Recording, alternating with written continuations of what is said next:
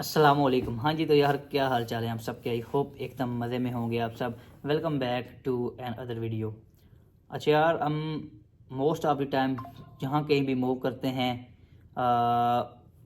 Australia की बात कर लें, यूके की बात कर लें, कनाडा की बात कर लें, यूएसए की बात कर लें, तो हम मोस्ट ऑफ द टाइम हमारी एज के जो लोग हैं वो एज अ स्टडी बेस पे जाते हैं, एज अ स्टूडेंट उधर मूव करते हैं, स्टडी करने के लिए जाते हैं। अगर यूके की हम स्पेसिफिकली बात करें, मैं पाकिस्तान की बात करूं तो पाकिस्तान से 80 to 90% जो लोग यूके के अंदर आते हैं, वो चाहे किसी भी शेप में हो, डिपेंडेंट की शेप में हो, चाहे वो बाद में स्पाउस बन के कोई आ जाए, तो वो जो मेन डिपेंडेंट जो आता है, एप्लीकेंट होता है, वो एज अ स्टूडेंट ही इधर आता है, स्टडी करने के लिए ही इधर आता है।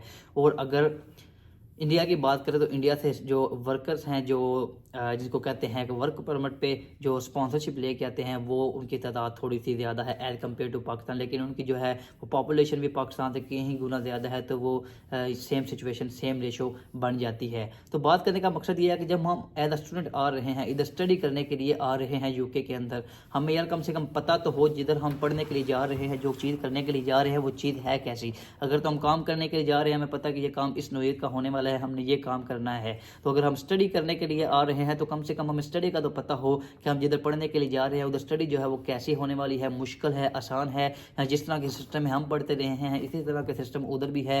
असाइनमेंट का क्या सीन है, क्विज का क्या सीन है, फाइनल का क्या सीन है, अटेंडेंस का क्या सीन है, डेली जो रेशियो आने जाने की हैं, जिस तरह का यूनिवर्सिटी में जो होते हैं उनका क्या सीन है, लेक्चर किस तरह के होते हैं, या इस तरह के और कई प्रेजेंटेशन वगैरह उनका क्या सीन है। तो कम से कम हमें ये तो पता होना चाहिए। मुझे भी लिटरली कई ऐसे मैसेजेस रिसीव होते हैं कि हम मतलब इस कोर्स में आ रहे हैं, तो ये कोर्स कैसा है स्टडी के हिसाब से, ये मतलब आसान है, मुश्किल है, स्टडी कैसी है, ऐसा है। तो मैंने सोचा इस पर एक वीडियो बनाऊं कि अगर आप एज अ स्टूडेंट आ रहे हैं तो आपके लिए स्टडी इधर किस तरह की होने वाली है। तो यार अगर हम पाकिस्तान की मैं अगर बात करूं, अपने कंट्री का जो हमारा जो एजुकेशन सिस्टम है, ये तो वैसे उससे बहुत ही हट कर कह लें कि 180 डिग्री बिल्कुल मुख्तलिफ है। पाकिस्तान में सीन क्या है, आप यूनिवर्सिटी में जाते हैं तो पहले नंबर पे जब आप जाते हैं तो प्रेशर बहुत ज़्यादा होता है। कम से कम आपके उधर 2 दफ़ा जो है वो आपका होता है, एक मिड टर्म होते हैं, एक फाइनल टर्म होते हैं, एग्जाम आपके 2 दफ़ा होते हैं। इसके बाद मिड टर्म से पहले आपने 2 असाइनमेंट जमा करवानी होती हैं कम से कम।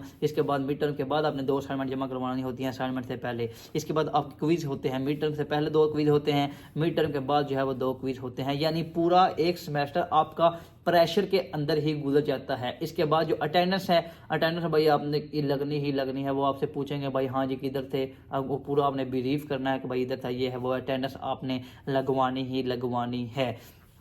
इस तरह का सीन होता है। यानी हमारे यूनिवर्सिटी का भी बात तकरीबन कह लें 70% जो यूनिवर्सिटी हैं उनका यही सिस्टम है, जिस तरह हम बच्चों को ट्रीट कर रहे हैं उस तरह पढ़ाते हैं। स्टडी की बात करें तो यार स्टडी स्टिल मैं अपने पाकिस्तान की बात करूँ तो जिसको रट्टा सिस्टम हम कहते हैं, उधर वही सीन है। हमारे यूनिवर्सिटी की अगर बात करें तो वो ऐसा होता है कि एक आपने उनने आपको नोट्स दिए हुए हैं, आपको उनने उसी के रिलेटेड कोई सवाल है तो आपने नोट से थोड़ा हट के जवाब लिख दिया, आपने कॉन्सेप्चुअल जवाब लिख दिया है, तो वो आपका भी एक्सेप्ट नहीं किया जाएगा। ये मेंटेलिटी है हमारे उधर की। वो कहते हैं कि जो आपको जवाब प्रोवाइड किया गया है उससे ये रिसेम्बलेंस नहीं रखता, उसके साथ ये मिलता जुलता जवाब नहीं है, तो इसलिए ये गलत जवाब है, ये ठीक भी नहीं है। कोई तरीकाकार अगर आपने मतलब एक सवाल है उसको हल करने के कई तरीकाकार हो सकते हैं। मैथमेटिक्स की बात कर लें तो अगर आपने किसी दूसरे तरीके से जो है उसका सोल्यूशन निकाला है, वो बोले कि इसका ये तरीका इसके ऊपर एप्लीकेबल ही नहीं होता, तो आपने इस तरह आंसर इसका निकाला नहीं है, तो ये चीज़ है। इस तरह का हमारा जो एजुकेशन सिस्टम है उधर है। लेकिन अगर हम यूके की बात करें तो भाई यूके के अंदर बिल्कुल भी ऐसा नहीं है।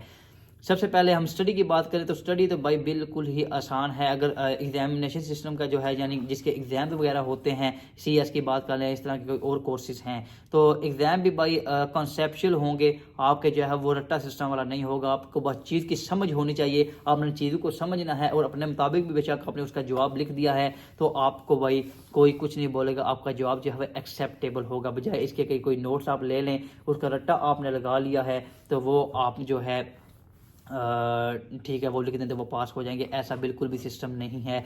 लेकिन यह है जब असाइनमेंट की बात करें, असाइनमेंट अगर आप बना रहे हैं, जाहिर बात आपने ऐसे कोई चीज़ लिखनी नहीं होती, किसी ना कहीं जगह से वो रिसर्च करनी होती है, फिर आपने असाइनमेंट बनानी होती है। जब आप असाइनमेंट बनाते हैं तो आपने बेशक अपनी वर्डिंग में पूरी असाइनमेंट बना दी है जो कि एक टॉपिक है, तो नीचे आपने उनके रेफरेंस देने होते हैं कि भाई ये रेफरेंस हैं, ये चीज़ें मैंने इधर से पढ़ी हैं सारी, उनके रिलेटेड जो है वो आपका जो क्वेश्चन था उसके रिलेटेड मैंने इसमें से चीज़ें निकाल के अपनी पूरी असाइनमेंट बना दी है। यानी आप ना उससे उठा रहे होते हैं चीज़ें उसमें रखने के लिए, ना आप कोई किसी रटा सिस्टम से चीज़ कर रहे होते हैं, आप अपने कॉन्सेप्ट से जो है उससे चीज़ें उठा के उसको अपने मुताबिक आप लिख रहे होते हैं। तो ये सिस्टम है भाई इधर, इस तरह का कोई मतलब सेंस रटे वाला सिस्टम तो इधर होता नहीं है। अटेंडेंस की बात करें यार, अटेंडेंस कुछ यूनिवर्सिटीज़ हैं जो कि सख्ती करती हैं कुछ मामलात में, मतलब क्या है लेकिन रिलैक्सेशन भी देती हैं। कई यूनिवर्सिटी जो हैं वो कह रहे 60-70% देखती हैं, कहीं 75% देखते हैं कि अटेंडेंस पूरी होनी चाहिए। जब आप इधर आप आ जाते हैं तो आप एज अ स्टूडेंट ही इधर आते हैं, यूनिवर्सिटी की ही बदौलत आप इधर आते हैं, उसी की बिना पे आप इधर आते हैं, तो उधर जाना या उसको छोड़ना जो है वो आपका बनता ही नहीं है। उधर आपने 110% जाना ही जाना है, फुलेस्ट आपने अपना उधर देना है, अपनी अटेंडेंस जो है वो आपने उधर की कंप्लीट रखनी है, क्योंकि अगर वो अपनी स्पॉन्सरशिप विड्रॉ कर लेंगे तो यूनिवर्सिटी के बगैर भाई आप कुछ भी नहीं है, कुछ भी नहीं, हम जीरो हैं आप उसके बगैर। उसकी वजह से आप इधर आए हुए हैं। तो इधर जो है वो कोई इस तरह का सिस्टम नहीं है कि आपने भाई क्विज देने हैं, पहला ये क्विज है, ये क्विज है, इसके बाद मिड टर्म देना है, इसके बाद ये क्विज, ये असाइनमेंट, कुछ भी नहीं है। एक दो असाइनमेंट होती हैं भाई, PS1 या PS2 या AS1 AS2 हो जाती है, या ग्रुप असाइनमेंट या ग्रुप टास्क कोई ना कोई हो जाता है। मैक्सिमम 2 ही होते हैं, जब तक मुझे पूरा साल हो गया पढ़ते हुए, एक सेमेस्टर में 2 ही चीज़ें देखने को मिली हैं। तो वो आपने एक जो है वो टाइम देते हैं, एक इस टाइम जमा करवाना है, फिर एक उसके 15-20 या 1 मंथ बाद जमा करवाना है। तो उसमें भी आपको अच्छी खासी रिलैक्सेशन मिल जाती है। आप जब एक चीज़ अपना पूरी असाइनमेंट बना देते हैं तो आपको कहते हैं कि हमें ला के असाइनमेंट चेक करवाओ।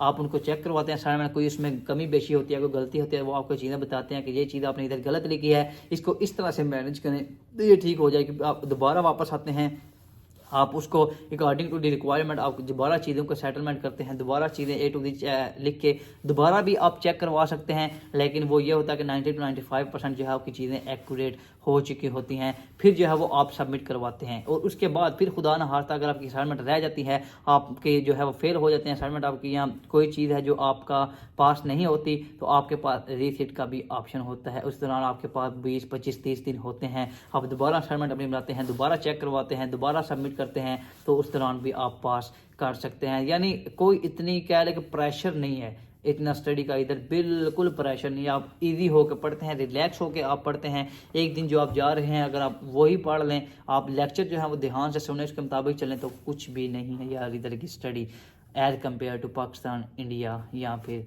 बांग्लादेश। तो इजी होके आएँ, कोई स्टडी की टेंशन लेने की ज़रूरत नहीं है। कोई भी आपका कोर्स है आप इजीली उसको मैनेज कर लेंगे। यार यही थी एक वीडियो, उम्मीद करता हूँ वीडियो हेल्पफुल रहेगी। वीडियो अच्छी लगे वीडियो का लाइक लाजमी कीजिएगा, चैनल पर नए हैं तो चैनल को सब्सक्राइब करना मत भूलें। इंशाल्लाह मिलेंगे नई वीडियो के साथ, तब तक के लिए अल्लाह हाफिज़।